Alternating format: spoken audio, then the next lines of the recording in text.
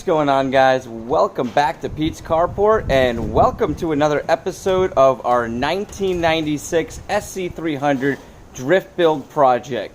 So if you didn't catch the last video, we installed the LRB door panels, and I wanted to say they went on pretty easily. I was missing some of the instructions, probably totally my fault, because I had opened up the packaging probably a month ago when I received it, kind of laid some things out, and then got onto some other projects. So I believe that I misplaced a couple of things, and so I kind of guessed here and there. Now, I went back and looked at it today and decided I wanted to start installing the center console, but also fixing and modifying the LRB panel to kind of fit the way that we're doing it. I'm going to explain that in a little bit. What I mean by that is we don't have the full door panel on there like the stock door would have and the way LRB plans. So we're going to make some modifications so that this panel lays flat against the way that we want it to. So I'm going to go ahead and show you guys that, and then I'm also going to clean this entire car out, get that center console put in,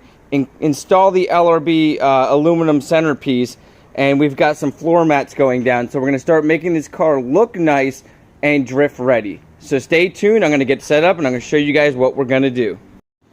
Okay, so let's go ahead and start with the modifications I did and going to be doing on this door panel. So basically, I don't have the panel that goes up here because we're doing a drift build. I removed everything, and a lot of these pieces were broken. I'm not going to be going out and buying those. I like the way it looks, and we already painted the door trim and everything in a past video. So I was kind of frustrated because this screw here wouldn't tighten up, mainly because this piece was so wide. Now what I did was I went ahead and bent this out. I did nick it a little bit here, but I know I'm going to get a hold of LRB and give you guys instructions on how to get that out, because usually you just got to use a sandpaper or Brillo pad. I'm going to find out from them what they recommend.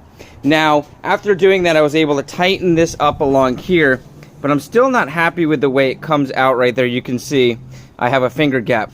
Now, if you look right here, there is another hole for a screw to go in. So my goal is to drill a hole right here, get that screw in, and pull this panel like that to that. Now, in the last video, I said that there was a nut here that I couldn't get off, and really, I feel dumb. It was a nut that had a rubber covering over it. I was able to pull that rubber covering off, remove that screw, and I reused that screw since there was no other screws in the kit, and I don't know if they was missing or if they're in another part of the kit, because I ordered a ton of stuff. So I just went ahead and used the stock screw to pull that tight, and that kind of made this whole piece here really nice and tight, which I'm very happy with. Now, coming along here, I'm happy with the way that this is snug against here till you reach here, and you can see, sorry about the wind, we've actually got a storm coming through, that flexes. Now, it's nothing to do with this, because this is actually still has a little bit of room to go in.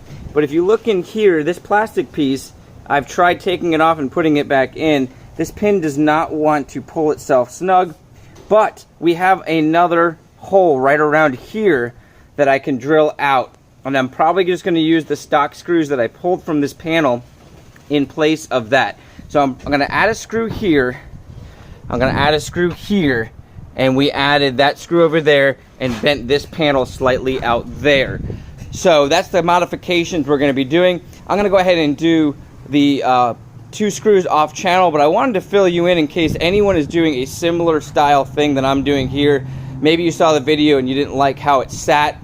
I wanted to let you know it can be modified.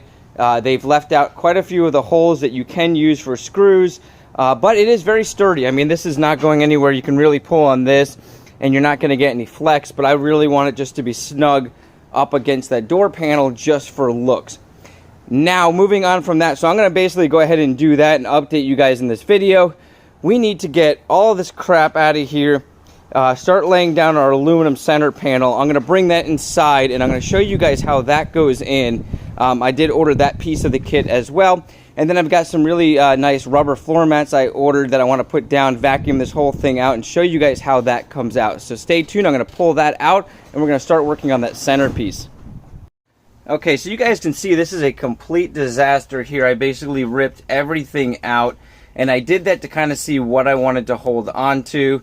And I'm going to be redoing a lot of this. The cool thing is, I don't think I've mentioned this in any videos. I was playing around with this the other day and realized they have a cube short shifter in here.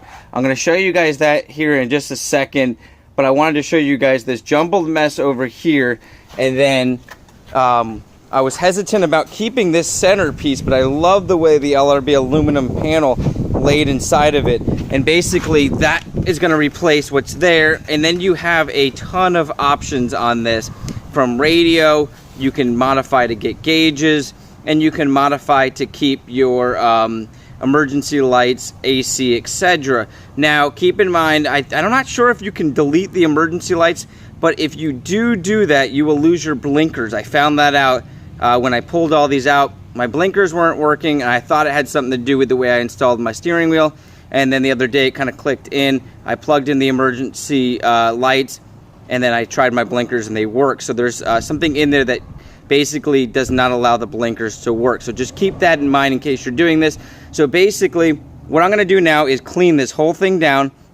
We are going to be installing a hydro, so we're going to be just laying this in there for now, but getting all of this installed right. I'm going to be getting a new shifter boot. I don't know if I'm going to be able to get that today. I'm going to see if I can go pick one up, and then we're going to lay this all down in here. This is all going to be cleaned down really good. And then we're going to try to mock up our hydro, and we will be cutting this to fit that. And it will most likely be on the next episode that we do the installation of that. So I'm not going to be fully installing this, but we're going to lay everything down so you guys can see how it goes in there. And we're going to be cleaning up this entire interior and hopefully getting to the next step of this build. So stay tuned. I'm going to go ahead and clean all of this down. We're going to remove that, and I'm going to show you guys how this gets installed and what options I went with on the aluminum panel for this center.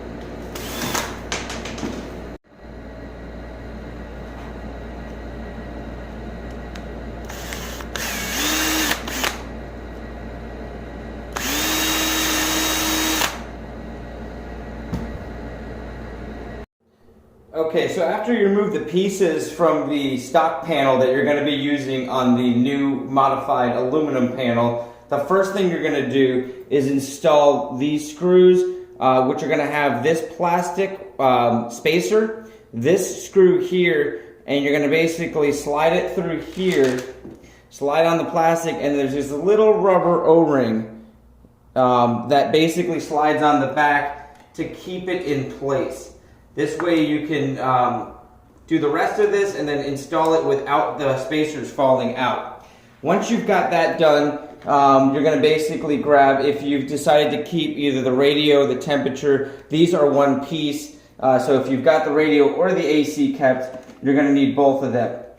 Now, that's going to slide in right there, and you're going to need 2 of these spacers, and that's going to basically go in between the panel and that right there, so that it doesn't have any play or you have it off-centered, so it kind of centers everything.